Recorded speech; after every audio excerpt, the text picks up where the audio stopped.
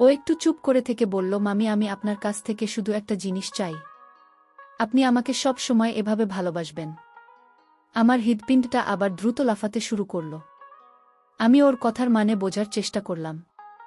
ওর কথায় কি কেবল পরিবারের প্রতি ভালোবাসা নাকি আরও কিছু?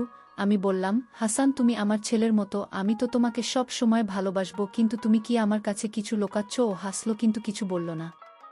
আমার মনে হলো ও যেন কিছু বলতে চায় কিন্তু সাহস করছে না।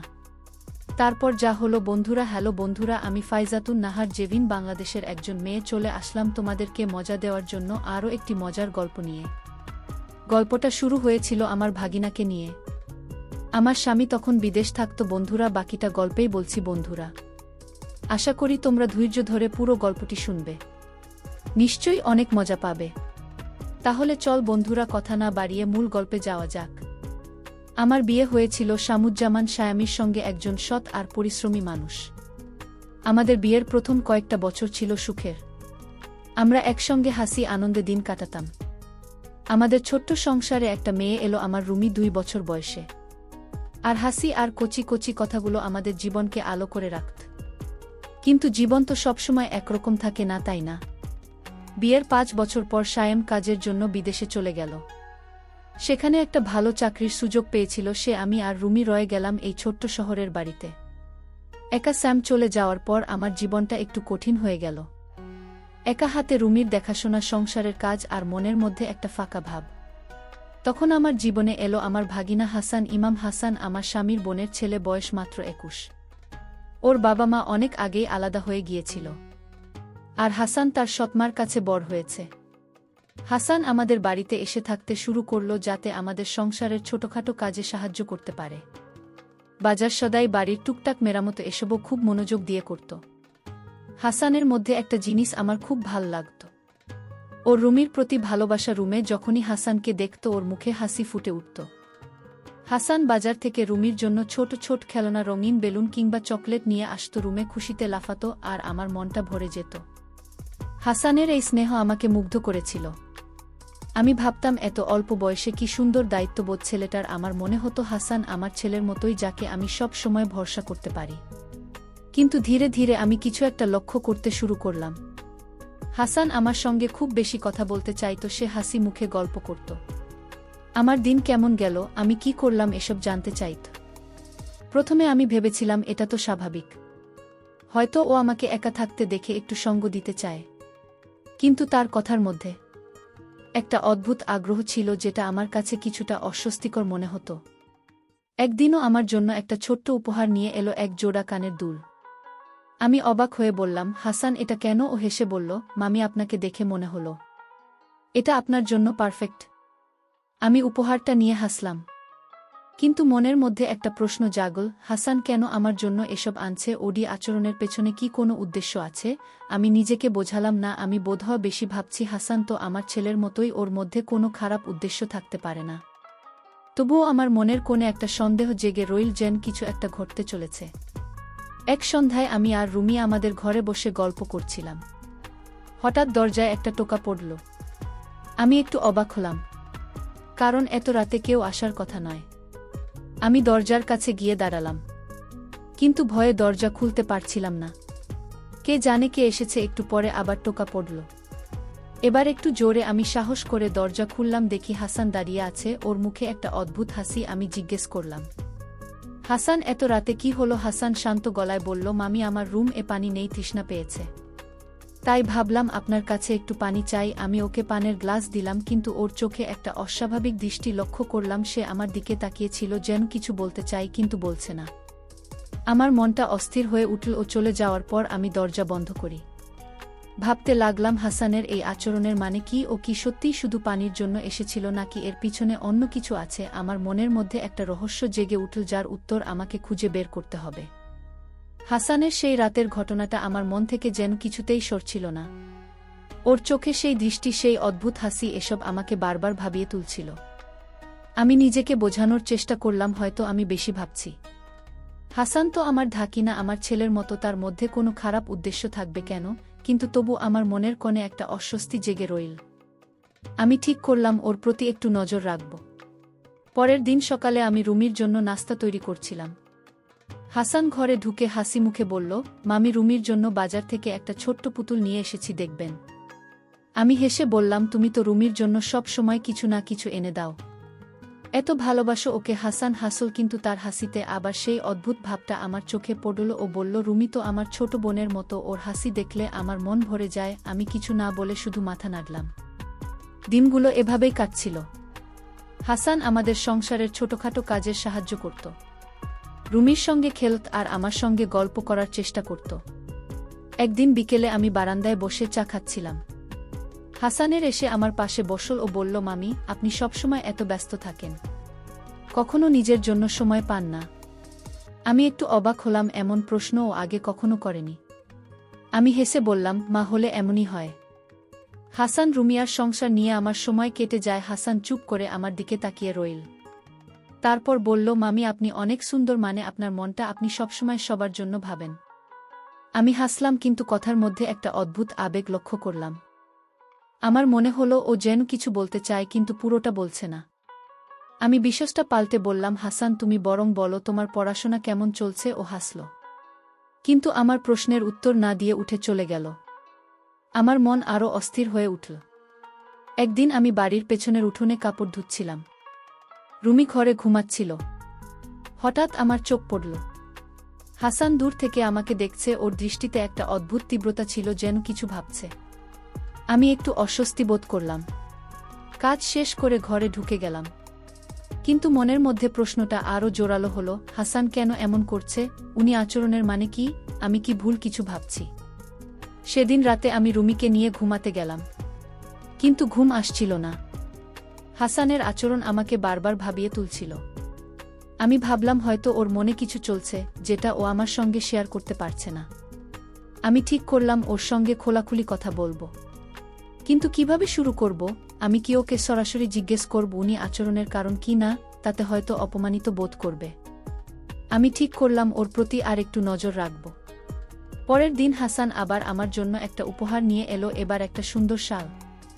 আমি অবাক হয়ে বললাম, হাসান তুমি কেন বারবার আমার জন্য এইসব আনছ? এত খরচ করার দরকার কি? ও হেসে বলল, মামি আপনাকে এটা পড়তে দেখলে আমার ভালো লাগবে। আমি কিছু বলতে পারলাম না।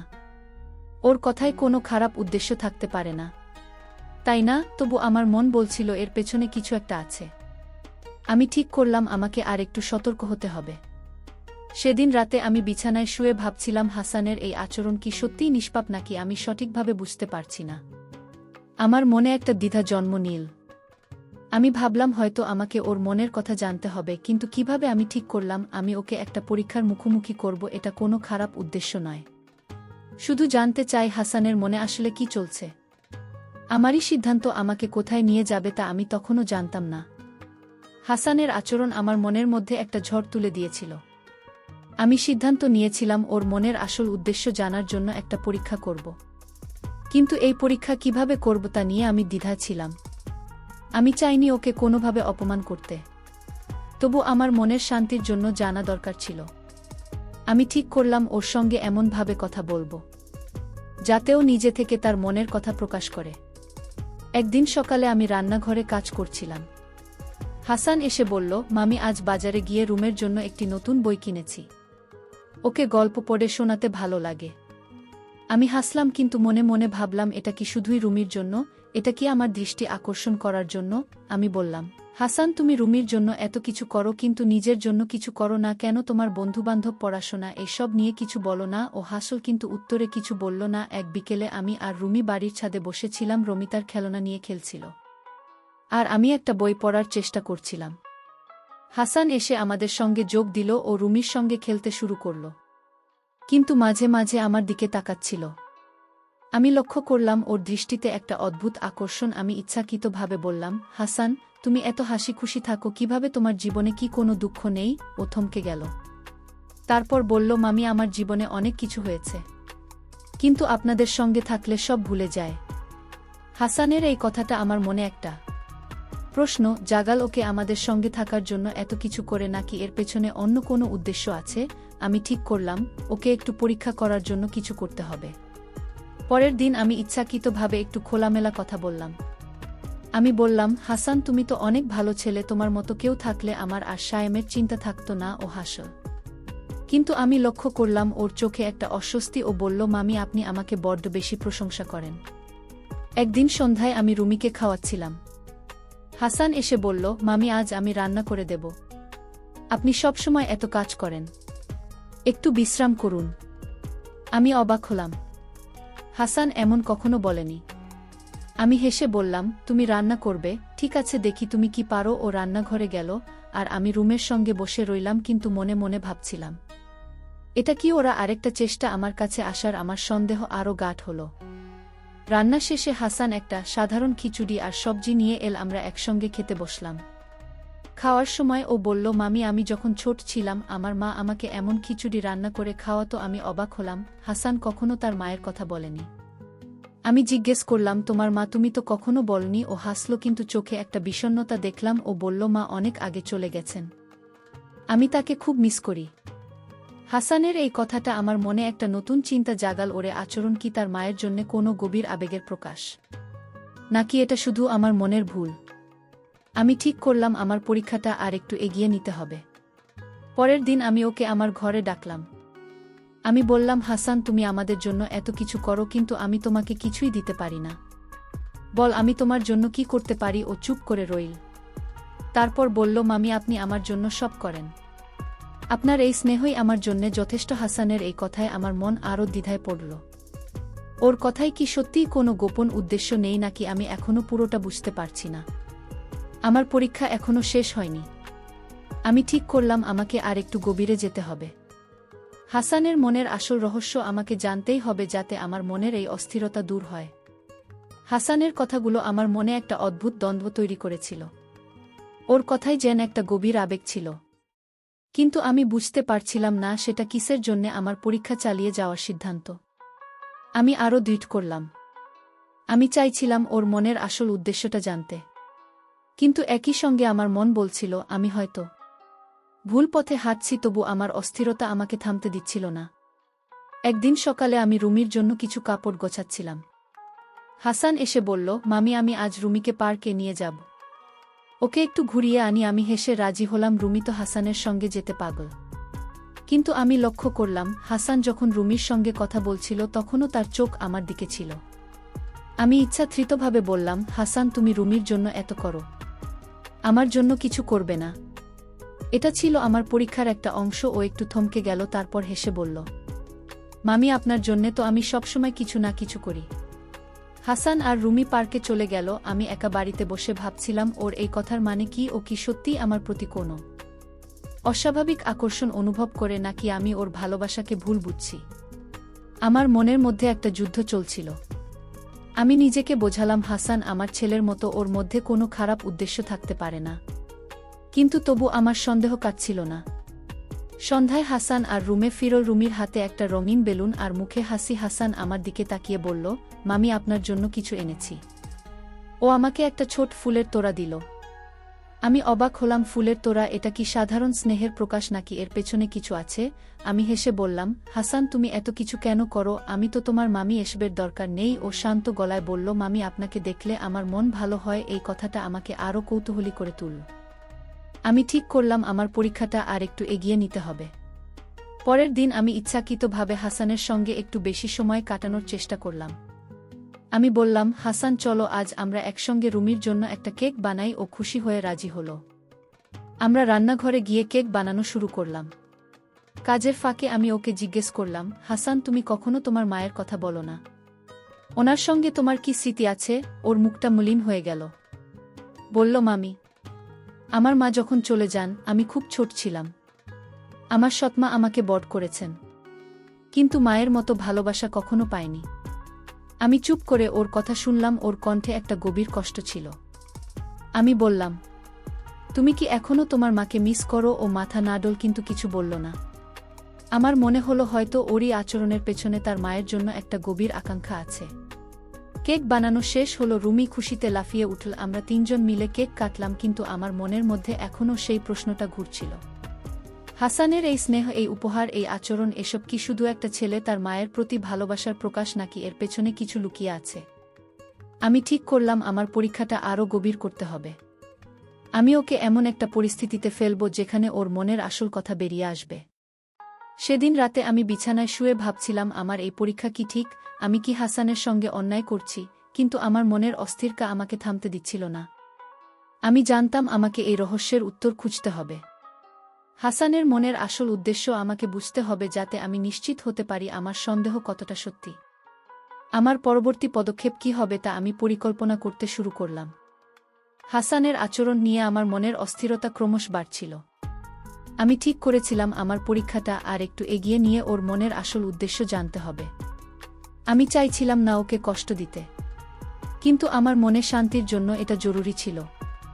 আমি ঠিক করলাম ওকে এমন একটা পরিস্থিতিতে ফেলব যেখানে ওর মনের কথা স্পষ্ট হয়ে যাবে। একদিন সকালে আমি রুমিকে স্কুলে পাঠানোর পর হাসানকে বললাম, হাসান, আজ আমার একটু সাহায্য লাগবে। আমি বাড়ির কিছু জিনিস গোছাতে চাই। তুমি কি আমাকে হেল্প করবে? ও তৎক্ষণাৎ রাজি হলো। আমরা দুজনে মিলে পুরনো কিছু জিনিস সাজাতে শুরু করলাম। কাজের ফাঁকে আমি ইচ্ছাকৃতভাবে বললাম, হাসান, তুমিও আমাদের জন্য এত কিছু করো, কিন্তু কখনো নিজের কথা বলো না। তোমার কি কোনো স্বপ্ন নেই কিংবা কেউ পছন্দ হয়েছে? আমি ওর প্রতিক্রিয়া দেখার জন্য অপেক্ষা করলাম। হাসান একটু থমকে গেল, তারপর হেসে বলল, আমার স্বপ্ন তো সাধারণ একটা ভালো চাকরি, একটা সুখী জীবন, আর পছন্দের কথা সেটা তো এখনই ভেবে দেখিনি। ওর কথায় একটা লাজুক ভাব ছিল, কিন্তু আমি লক্ষ্য করলাম ও আমার দিকে তাকিয়ে কথা বলছে না। আমি আর একটু চাপ দিয়ে বললাম, তাই তুমি এত ভালো ছেলে, কেউ তোমাকে পছন্দ করবে না? এটা হতেই পারে না। ও হাসল, কিন্তু কিছু বলল না। আমার মনে হলো ও যেন কিছু লুক আছে। দুপুরে আমি রান্নাঘরে কাজ করছিলাম। হাসান এসে বলল, মামি, আমি বাজার থেকে কিছু জিনিস নিয়ে আসব। আপনার কিছু লাগবে? আমি বললাম, ঠিক আছে, তুমি যাও, তবে তাড়াতাড়ি ফিরে এসো। ও চলে গেল, কিন্তু ফিরে এলো একটা ছোট্ট উপহার নিয়ে। এবার একটা সুন্দর হাতঘড়ি। আমি অবাক হয়ে বললাম, হাসান, এটা আবার কি? তুমি কেন বারবার এসো বাঁধছো? ও শান্ত গলায় বলল, মামি, এটা দেখে আপনার কথা মনে হলো, আপনি পড়লে ভালো লাগবে। আমি কিচ্ছু বলতে পারলাম না, কিন্তু মনে মনে ভাবলাম এটা কি সত্যি স্নেহ নাকি অন্য কিছু। সন্ধ্যায় আমি রুমির সঙ্গে বসে গল্প করছিলাম। হাসান এসে বলল, মামি, আজ আমি রুমিকে একটা গল্প বলবো। আমি রাজি হলাম। ও রুমিকে একটা সুন্দর রূপকথার গল্প শোনাল।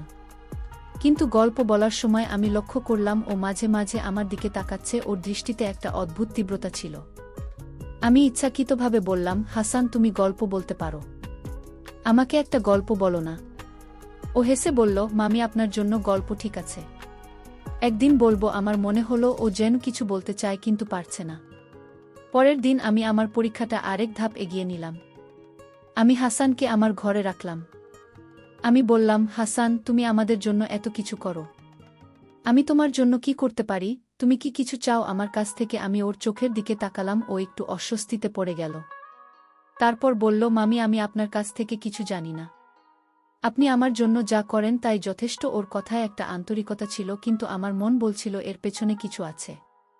সেদিন রাতে আমি বিছানায় শুয়ে ভাবছিলাম, আমি কি হাসানকে ভুল বুঝছি? ওর এই স্নেহ, এই উপহার, এই আচরণ, এসব কি শুধুই একটা ছেলের, তার পরিবারের প্রতি ভালোবাসা, নাকি আমি ঠিকই সন্দেহ করছি? আমার পরীক্ষা এখনো শেষ হয়নি। আমি ঠিক করলাম আমাকে আর একটু গভীরে যেতে হবে। আমি ওকে এমন একটা পরিস্থিতিতে ফেলব যেখানে ওর মনের আসল কথা আর লুকিয়ে থাকবে না। আমার মনে একটা অদ্ভুত অনুভূতি জাগছিল। আমি জানতাম আমার এই পরীক্ষা আমাকে হয়তো এমন একটা সত্যের মুখোমুখি করবে যেটা আমি কখনো ভাবিনি। হাসানের মনের রহস্য আমাকে খুঁজে বের করতেই হবে। আমি নিজেকে প্রস্তুত করলাম পরবর্তী পদক্ষেপের জন্য, যদিও আমার মনের কোনো একটা ভয় কাজ করছিল। আমি কি সঠিক পথে আছি? হাসানের মনের রহস্য আমাকে রাতের পর রাত ঘুমাতে দিচ্ছিল না। আমি ঠিক করেছিলাম আমার পরীক্ষাটা এবার আরেক ধাপ এগিয়ে নিতে হবে। আমি চাইছিলাম ওর আচরণের পেছনের সত্যটা জানতে, কিন্তু একই সঙ্গে আমার মনের মধ্যে একটা ভয় কাজ করছিল। আমি কি হাসানের সঙ্গে অন্যায় করছি? তবুও আমার মনের অস্থিরতা আমাকে এগিয়ে যেতে বাধ্য করল। আমি ঠিক করলাম এবার ওকে এমন একটা পরিস্থিতিতে ফেলব যেখানে ওর মনের কথা আর লুকিয়ে থাকবে না। একদিন বিকেলে আমি রুমিকে তার ঠাকুমার বাড়িতে পাঠিয়ে দিলাম। বাড়িতে শুভ, আমি আর হাসান ছিলাম। আমি ইচ্ছাকৃতভাবে ওকে আমার ঘরে ডাকলাম। আমি বললাম, হাসান, তুমি আমাদের জন্য এত কিছু করো, আমি তোমার জন্য কিছুই করতে পারি না। আজ তুমি বলো, আমি তোমার জন্য কি করতে পারি? আমি ওর চোখের দিকে তাকালাম ওর প্রতিক্রিয়া দেখার জন্য। ও একটু অস্বস্তিতে পড়ে গেল। তারপর বলল, মামি, আপনি আমার জন্য সব করেন, আমি আর কিছু চাই না। আমি আরেকটু চাপ দিলাম। হাসান, তুমি এত লাজুক কেন? তুমি কি কিছু বলতে চাও কিন্তু বলতে পারছো না? আমি তো তোমার মামি, আমাকে তো সব বলতে পারো। আমি হাসলাম, যেন কথাটা হালকা ভাবে বলছি, কিন্তু আমার মনের ভেতরটা উত্তেজনায় কাঁপছিল। হাসান চুপ করে রইল। তারপর ধীরে ধীরে বলল, মামি, আপনি আমার কাছে অনেক বিশেষ। আপনার সঙ্গে থাকলে আমার মন শান্ত হয়। আমার হৃৎপিণ্ডটা দ্রুত লাফাতে শুরু করল। এটা কি ওর মনের আসল কথা নাকি এখনও কিছু লুকিয়ে আছে? পরের দিন হাসানের সঙ্গে আরও খোলামেলা কথা বলার চেষ্টা করলাম। আমি বললাম, হাসান, তুমি যখন ছোট ছেলে তোমার মায়ের সঙ্গে কি কি করতে আমাকে একটু বলো না। আমি জানতে চাইছিলাম ওর মায়ের প্রতি ওর আকাঙ্ক্ষা কতটা গভীর। ও চুপ করে রইল। তারপর বলল, মামি, আমার মায়ের কথা খুব বেশি মনে নেই, তবে তিনি আমাকে খুব আদর করতেন। আমি যখন আপনার সঙ্গে থাকি তখন মনে হয় আমি সেই আদরটা আবার পাচ্ছি। আমি থমকে গেলাম। ওর কথায় একটা গভীর বিষণ্ণতা ছিল। সেদিন বিকেলে হাসান রুমির জন্য একটা ছোট্ট খেলনা নিয়ে এল। আমি লক্ষ্য করলাম ও রুমির সঙ্গে খেলার সময় আমার দিকে তাকাচ্ছিল। আমি ইচ্ছাকৃতভাবে বললাম, হাসান, তুমি রুমির জন্য এত কিছু করো, আমার জন্য কিছু করবে না? এটা ছিল আমার পরীক্ষার আরেকটা অংশ। ও হেসে বলল, মামি, আপনার জন্য তো আমি সব সময় কিছু না কিছু করি। আমি হাসলাম, কিন্তু মনে মনে ভাবলাম, এটা কি শুধুই স্নেহ নাকি এর পেছনে কিছু আছে? এক সন্ধ্যায় আমি রান্নাঘরে কাজ করছিলাম। হাসান এসে বলল, মামি, আমি আজ একটা নতুন রেসিপি শিখেছি, আপনার জন্য বানাবো। আমি হেসে রাজি হলাম। ও রান্না করতে শুরু করল, আর আমি পাশে বসে ওর সঙ্গে গল্প করছিলাম। কথার ফাঁকে আমি বললাম, হাসান, তুমি এত স্নেহশীল কেন? তোমার এই ভালোবাসা কি শুধু আমাদের জন্য নাকি আরও কিছু আছে? ও হাসল, কিন্তু কিছু বলল না। আমার মনে হলো ও যেন কিছু লুক হচ্ছে। রাতে আমি বিছানায় শুয়ে ভাবছিলাম, আমার এই পরীক্ষা কি ঠিক? আমি কি হাসানকে ভুল বুঝছি? ওর কথায়, ওর আচরণে একটা আন্তরিকতা আছে, কিন্তু আমার মনের সন্দেহ কাটছে না। আমি ঠিক করলাম আমাকে আর একটু এগিয়ে যেতে হবে। আমি ওকে এমন একটা পরিস্থিতিতে ফেলব যেখানে ওর মনের আসল কথা আর লুকিয়ে থাকবে না। আমি জানতাম এই পদক্ষেপ আমাকে হয়তো এমন একটা সত্যের মুখোমুখি করবে যেটা আমি প্রস্তুত নই। আমার মনের মধ্যে একটা ঝড় চলছিল। আমি নিজেকে বারবার প্রশ্ন করছিলাম, আমি কি হাসানের সঙ্গে অন্যায় করছি? কিন্তু আমার মনের অস্থিরতা আমাকে থামতে দিচ্ছিল না। আমি ঠিক করলাম পরের দিন আমি আমার পরীক্ষার চূড়ান্ত ধাপে যাব। হাসানের মনের রহস্য আমাকে জানতেই হবে, যাতে আমার মনের এই দ্বন্দ্বের অবসান হয়। হাসানের মনের রহস্য আমাকে এতটাই অস্থির করে তুলেছিল যে আমি আর অপেক্ষা করতে পারছিলাম না। আমি ঠিক করেছিলাম এবার আমার পরীক্ষার চূড়ান্ত ধাপে যাব। আমি জানতাম এই পদক্ষেপ আমাকে হয়তো এমন একটা সত্যের মুখোমুখি করবে যার জন্য আমি পুরোপুরি প্রস্তুত নই। তবু আমার মনের শান্তির জন্য আমাকে এগিয়ে যেতে হবে। আমি হাসানের সঙ্গে এমনভাবে কথা বলব যাতে ওর মনের আসল কথা বেরিয়ে আসে। একদিন সকালে আমি রুমিকে তার স্কুলে পাঠিয়ে দিলাম। বাড়িতে শুধু আমি আর হাসান ছিলাম। আমি ওকে ডেকে বললাম, হাসান, আজ একটু সময় দাও, আমার সঙ্গে কিছু কথা বলতে চাই। ও একটু অবাক হয়ে আমার দিকে তাকাল। তারপর হেসে বলল, ঠিক আছে মামি, কি কথা? আমি ইচ্ছাকৃতভাবে গলার স্বর নরম করে বললাম, হাসান, তুমি আমাদের জন্য এত কিছু করো। রুমির জন্য খেলনা, আমার জন্য উপহার, কিন্তু আমার মনে হয় তুমি কিছু বলতে চাও যেটা বলছো না। আমাকে সত্যি করে বলো, তোমার মনে কি চলছে? হাসানের মুখটা একটু ফ্যাকাশে হয়ে গেল। ও চুপ করে রইল। আমি ওর চোখের দিকে তাকিয়ে দেখলাম ও যেন কিছু বলতে চায় কিন্তু পারছে না। আমি আরেকটু চাপ দিয়ে বললাম, হাসান, আমি তোমার মামি, তুমি আমাকে সব বলতে পারো, আমি কিচ্ছু মনে করব না। ও মাথা নিচু করে বলল, মামি, আমি কিছু লুক করছি না। আপনি আর রুমি আমার কাছে পরিবারের মতো। আমি শুধু চাই আপনারা ভালো থাকেন। আমার মনে হলো ওর কথায় একটা আন্তরিকতা আছে, কিন্তু আমার সন্দেহ পুরোপুরি কাটব না। বিকেলে আমি রান্নাঘরে কাজ করছিলাম। হাসান এসে বলল, মামি, আমি আজ বাজার থেকে রুমের জন্য একটা নতুন রঙের বাক্স কিনেছি, আর আপনার জন্য এটা। ও আমাকে একটা ছোট্ট ডায়েরি দিল। আমি অবাক হয়ে বললাম, হাসান, এটা কি? তুমি কেন এত উপহার আনো? ও হেসে বলল, মামি যখন কিছু লিখবেন আমার কথা মনে পড়বে। আমি হাসলাম, কিন্তু মনে মনে ভাবলাম, এটা কি সত্যিই নিষ্পাপ স্নেহ নাকি এর পেছনে কিছু লুকিয়ে আছে? সন্ধ্যায় আমি হাসানকে আবার ডাকলাম। এবার আমি একটু অন্যভাবে কথা বলার সিদ্ধান্ত নিলাম। আমি বললাম, হাসান, তুমি আমাকে এত কিছু দাও, কিন্তু আমি তোমার জন্য কিছুই করতে পারি না। তুমি যদি কিছু চাও আমাকে বলো, আমি তোমার মামি, আমি তোমার কথা শুনুন। আমি ওর প্রতিক্রিয়া দেখার জন্য অপেক্ষা করলাম। ও একটু চুপ করে থেকে বলল, মামি, আমি আপনার কাছ থেকে শুধু একটা জিনিস চাই। আপনি আমাকে সব সময় এইভাবে ভালোবাসবেন। আমার হৃদপিণ্ডটা আবার দ্রুত লাফাতে শুরু করল। আমি ওর কথার মানি বোঝার চেষ্টা করলাম। ওর কথায় কি কেবল পরিবারের প্রতি ভালোবাসা নাকি আরও কিছু? আমি বললাম, হাসান, তুমি আমার ছেলের মতো, আমি তো তোমাকে সব সময় ভালোবাসবো, কিন্তু তুমি কি আমার কাছে কিছু লুকোচ্ছ?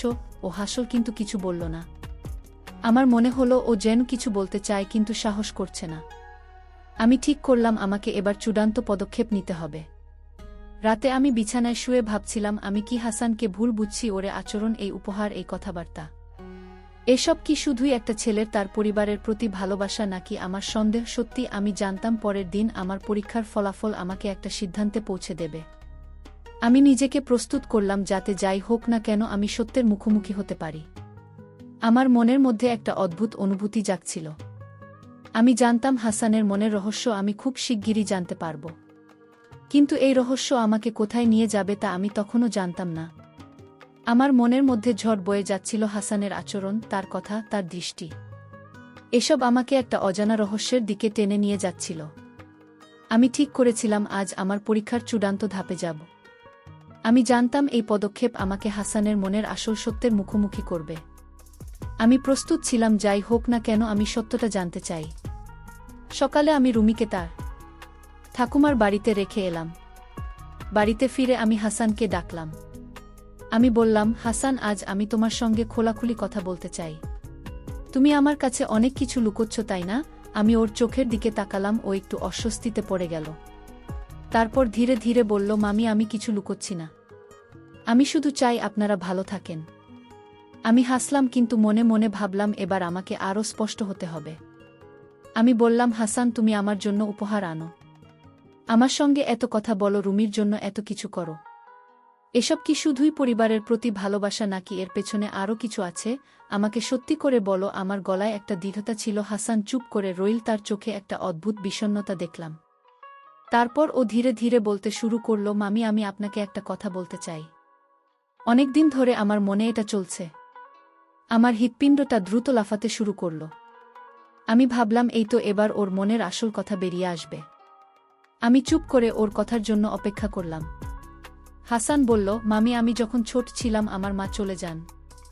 আমি কখনো মায়ের ভালোবাসা পুরোপুরি পাইনি।